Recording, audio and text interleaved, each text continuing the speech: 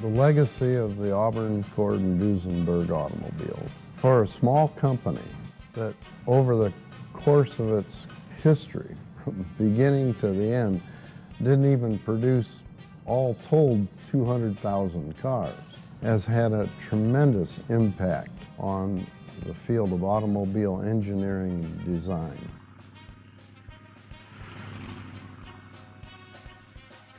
When we think of the Roaring '20s, we think of an era in this country where people were happy and celebrating and moonshine, and there was all kinds of things going on in cabarets. And we look at Art Deco architecture and Art Deco design and everything from lamps to cars. This was an era, and these cars depict that era.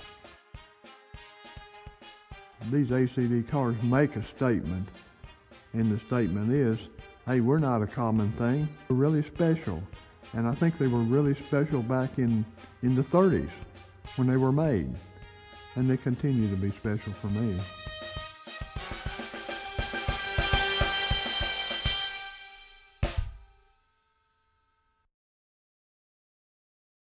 Auburn, Cord, Duesenberg.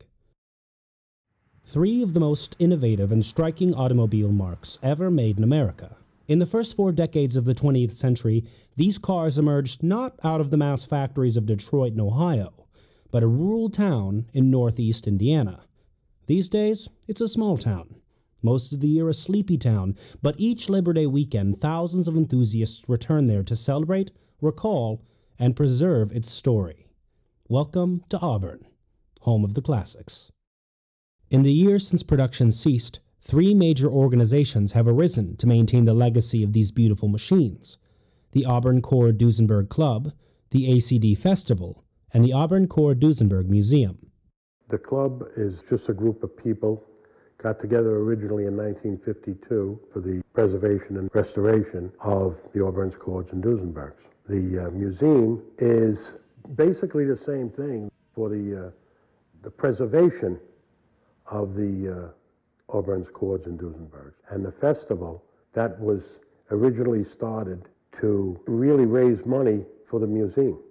As much as the annual festival emphasizes education and awareness, the larger issue at hand is not as evident to many tourists.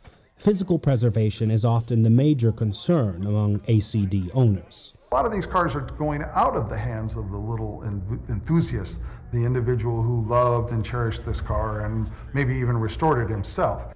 You lose one guy that's been in the club for 40 years and you've lost 40 years of stories, you've lost 40 years of just general information that goes away. And if people like me, the younger generation, aren't coming into this club, there's nothing to fuel it, there's nothing to keep it alive.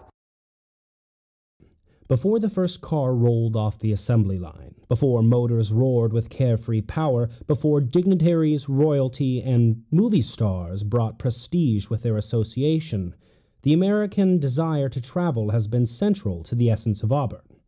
In 1874, carriage maker Charles Eckert founded the Eckert Carriage Company there. That company flourished, and as the age of the automobile began, 2 of Charles' sons, Frank and Morris, founded the Auburn Automobile Company in 1900. They unveiled their first product at the 1903 Chicago Auto Show. They hand-constructed this car. It was what they called an assembled vehicle. It wasn't a very large car. It was a single-cylinder motor. What's amazing is that they actually bought all these pieces and assembled them in the back of the carriage company. Well, the first Auburn automobile, actually, when it was introduced in 1903, was quite modern for its time. Many cars at that time were using tiller bars for steering. The Auburn had a steering wheel. Many of the early cars used high wheels, similar to those used on horse-drawn carriages. The Auburn used pneumatic tires. So the Auburn automobile at the time was quite innovative.